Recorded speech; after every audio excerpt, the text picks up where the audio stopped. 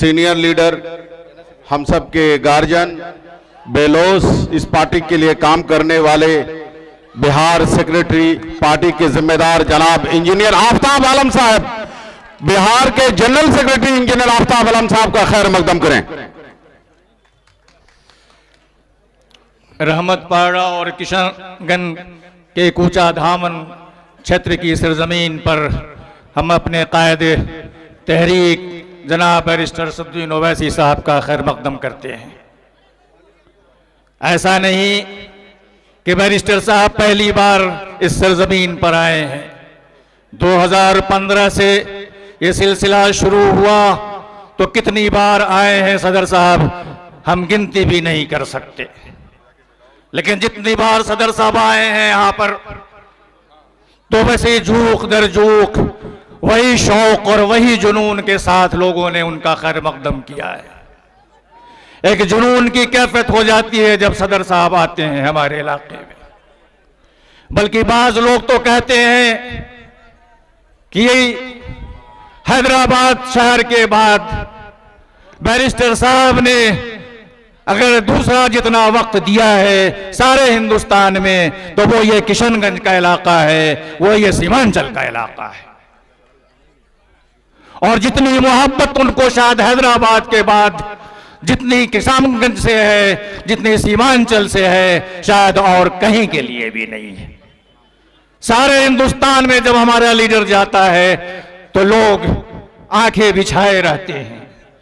लोग खैर मकदम करने के लिए दूख दर झूक आते हैं, अपने भी और गैर मुस्लिम भी, अपने भी और दूसरे भी ताज्जुब करते हैं, ये कौन लीडर है भाई कि जिसके लिए लोग बेतहाशा चले आते हैं।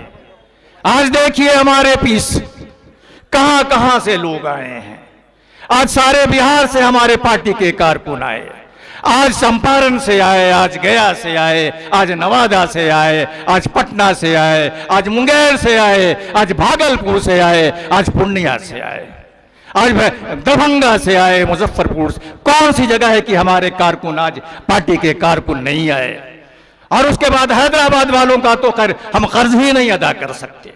हैदराबाद में हमारे माजिद साहब आते रहे, 10 साल से आते रहे, शायद उसी की वजह से अल्लाह ने उनको नवाज दिया और आज माजिद साहब हमारे लिए एमएलए की शक्ल में होकर आए हैं।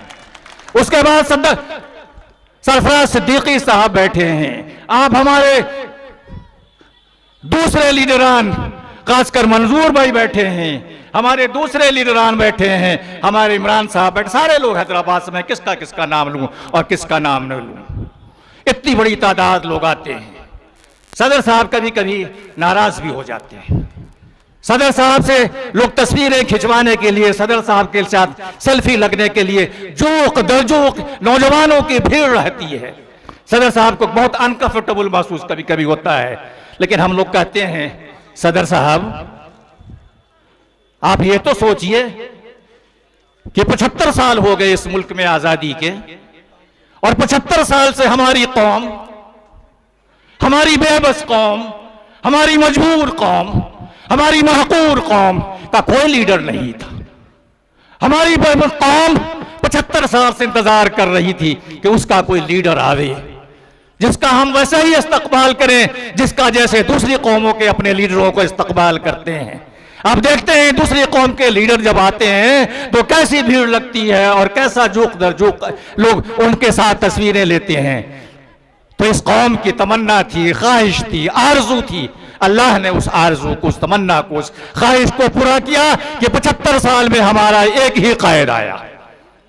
और ये कायद जब आया तो सारे हिंदुस्तान में उसकी धूम मची। क्या पार्लियामेंट और क्या सड़क, क्या खेत खलियान और कौन सा इलाका जहां आज हमारे कायद का नाम नहीं है। कायद के सख्त मुखालफिन भी इस बात को महसूस करते हैं कि शख्स में कुछ खास बात तो है जिसकी वजह से ये कौम, ये मुस्लिम कौम, मैं सीधी सीधी बात करता हूं, आज उनकी दीवानी हो गई है। हम वोट सबको देते हैं, ऐसा नहीं कि हम बीजेपी के डर से तो हम सबको वोट देते रहते हैं जो जितवाना है, लेकिन कायद के लिए तो दिल में मोहब्बत लोगों के अंदर है। कायद की वह हैसियत है। आपके जब पिछले दिनों कायद की मेहनत से, कायद ने खून पसीना बहाया इस इलाके में, और उसके बाद जब आपकी मोहब्बत उसमें शामिल हुई, सीमांचल के खास करके किशनगंज के इलाके के लोगों की जब मोहब्बत शामिल हुई, तो आपने हमें 5 एमएलए जितवा कर दिया। कोई सोच नहीं सकता कि एक नई पार्टी 2000 किलोमीटर से दूर कर आए और इतने कम वक्त में वो 5 एमएलए जितवा जाए, बल्कि 5 नहीं 6 एमएलए जितवाए। हम तो ज़मनी इंतखाब में भी एक एमएलए जितवाए, और उसके बाद अख्तुल ईमान साहब को आपने 2019 के लोकसभा के इलेक्शन में भारी तादाद में वोट डाया, तकरीबन 3 लाख वोट दिए आपने। और अगर चंद हजार वोट आ जाते अख्तर साहब को, तो शायद इस वक्त वो बैरिस्टर साहब के साथ लोकसभा में बैठे रहते। और उस वक्त भी हमने यही कहा था, आप बैरिस्टर साहब का एक साथी बनाकर भेजिए उनको। बैरिस्टर साहब जिस तरह से सारे हिंदुस्तान में हमारी कौम की लड़ाई लड़ते हैं, मजलूमों की लड़ाई लड़ते हैं, उनको और जरूरत है, और लोगों की जरूरत है लोकसभा में, उनके बगल बगल बैठें, उनकी ताकत मजबूत करें, हमारी बात को आवाज दें। तब जब 4 एमएलए को उन्होंने तोड़ा हमारे, तो हमारे अंदर बड़ी मायूसी छा गई, खास करके इस इलाके में बहुत मायूसी छा गई। लोगों ने कहा इतनी मेहनत से हमने उनको जितवाया, इतनी मोहब्बत से हजारों हजार लाखों वोट दिए, और उन्होंने हमें धोखा दिया। लोगों ने कहा एमआईएम अब खत्म हो जाएगी, मजलिस अब इस इलाके में खत्म हो जाएगी, मजलिस अब इस इलाके में नहीं रहेगी। बड़ी मायूसी थी हमारी। आपको नहीं पता है, शायद बहुत लोगों को, अख्तर साहब को माला है, पता है, और आदिल हसन साहब को पता है। सिर्फ हम 3 लोग लालू यादव से मिलने के लिए गए थे। 3 लोग हम लोग गए थे, लालू जी से और तेजस्वी यादव से मिलने के लिए गए थे। और जब हमारे एमएलए को खरीद कर वो ले गए, तो उसके 1 महीना पहले हम उनके पास गए थे, उनकी कोठी पर, और जाकर लालू जी से और तेजस्वी से हम लोगों ने कहा था, हमारी पार्टी को न तोड़िए, हमारी पार्टी को अगर तोड़िएगा तो हमें बड़ा दुख पहुंचेगा, हमारी पार्टी को अगर तोड़िएगा तो मुसलमानों पर, सारे बिहार के मुसलमानों पर उसका बहुत गलत मैसेज जाएगा। आप ऐसा न कीजिए, हम 5 वोट आपको देने के लिए तैयार हैं। पिछले बार जब इलेक्शन हुआ स्पीकर का, तो हमने 5 वोट आपको दिए। अब तो हमने मांगा भी नहीं था आपने हमसे, तब भी हमने दिया, इसलिए कि हमारा उसूल का मामला है कि हम बीजेपी को वोट नहीं देते कभी भी। हमने आपको वोट दिया, उसके बावजूद आप कोशिश कर रहे हैं कि हमारी पार्टी टूट जाए। तो तेजस्वी यादव बैठे हुए थे, उन्होंने कहा नहीं, हम नहीं तोड़ रहे हैं, ये जदयू वाले आपको तोड़ रहे हैं। उन्होंने कहा अशोक चौधरी जो जदयू का मिनिस्टर है, यह उसकी कोशिश है कि आपकी पार्टी को तोड़ें। लेकिन हम लोगों ने कहा नहीं तेजस्वी जी, हमको पता है आप कोशिश कर रहे हैं, हमारे लोग आकर बता रहे हैं कि आप उनको लालच दे रहे हैं और आप उन पर प्रेशर बना रहे हैं कि यह पार्टी टूट जाए। हम वहां से बड़े खुशनुमा होकर आए, उनके वादों को लेकर आए। उन्होंने कहा नहीं, आपकी पार्टी को हम नहीं तोड़ेंगे। लेकिन 1 महीने के बाद जब अख्तुल ईमान साहब का फोन मेरे पास आया, उनके आंखों में आंसू था। अख्तर साहब ने कहा आफ्ताब भाई, हमारे 4 एमएलए इस वक्त गाड़ी में बैठकर जा रहे हैं और उस गाड़ी को तेजस्वी यादव ड्राइव कर रहा है, तेजस्वी यादव उस गाड़ी को लेकर जा रहा है, हमारे 4 एमएलए जा रहे हैं, मैं रोक नहीं सकता, मेरे आंखों में खून बह रहा है, मैं अपने दर्द को बर्दाश्त नहीं कर सकता। तो आप अंदाजा नहीं कर सकते कि किस मुसीबत के वक्त, किस तकलीफ में हमने जो है से वो बर्दाश्त किया उस हालात को। आपके लोग चले गए, आपने वोट दिया, हम उसको संभाल नहीं सके, जिसका बड़ा गम हुआ। सदर साहब को बताओ, सदर साहब ने 1 साल तक उस पर कमेंट्स नहीं किया। रिपोर्टर पूछते रहे, सदर साहब ने कहा मैं जब सीमांचल जाऊंगा तो बोलूंगा, अभी मैं नहीं बोलूंगा। तो उसके बाद आप जानते हैं, 2-3 मिनट और वक्त, आप जानते हैं हमने यही कहा था लालू जी से कि लालू जी अगर हमारी पार्टी को तोड़िएगा तो आपको उसकी कीमत अदा करनी होगी, आपको उसका खमियाजा भुगतना होगा।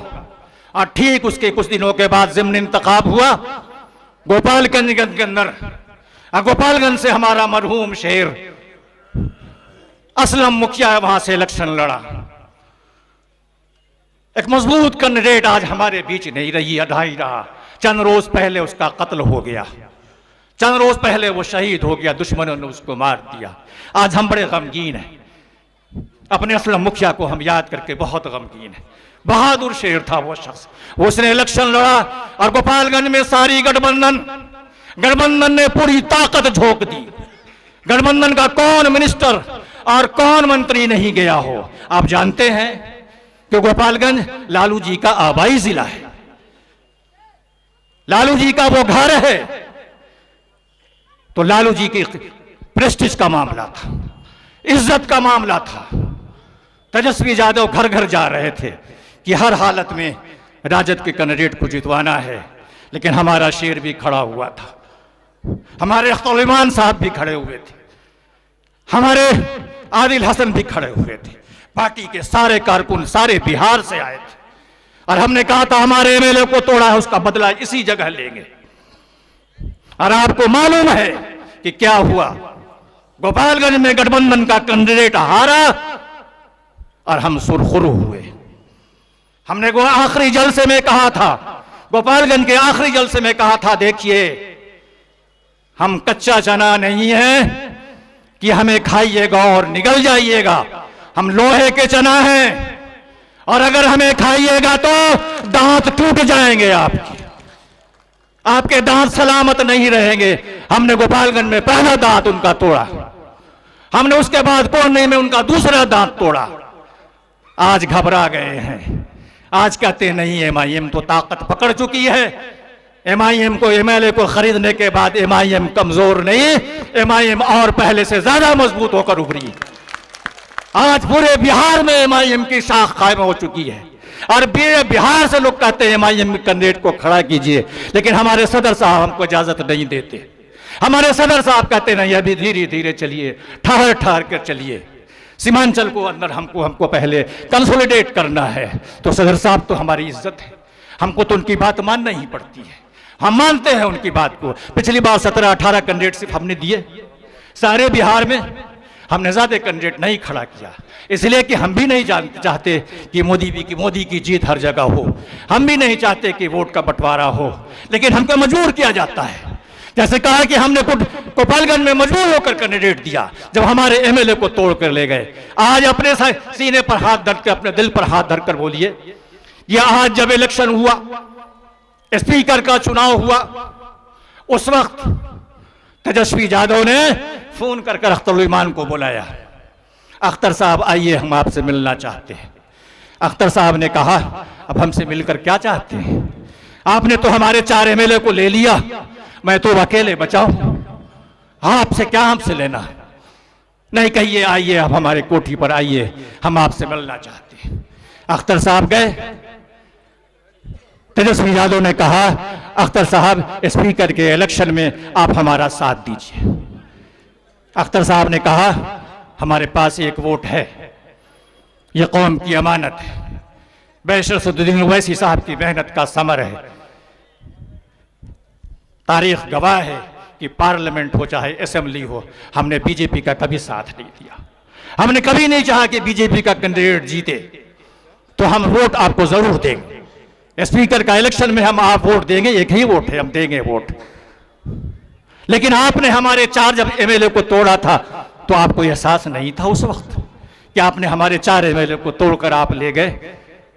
आज फिर एमआईएम के एक एमएलए के पास आप वोट मांगने के लिए आ रहे हैं।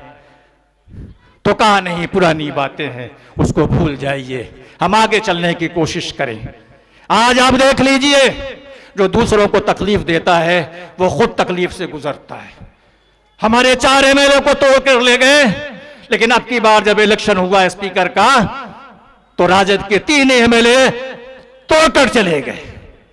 राजद के 3 एमएलए असेंबली चलते हुए डायरेक्ट असेंबली में, ऑनलाइन असेंबली में उठे, इधर से उधर चले गए। तो इन्होंने कहा, हमारे एमएलए को तोड़कर आपने बहुत गलती की है, हमें बड़ी तकलीफ है। हमने कहा, आपके जब 3 एमएलए को तोड़ा तो आपको तकलीफ हुई, और हमारे 4 एमएलए को तोड़ा तो क्या हमें तकलीफ नहीं थी? तो तकलीफ बराबर होती है, जितनी तकलीफ आप बड़े पार्टी हैं।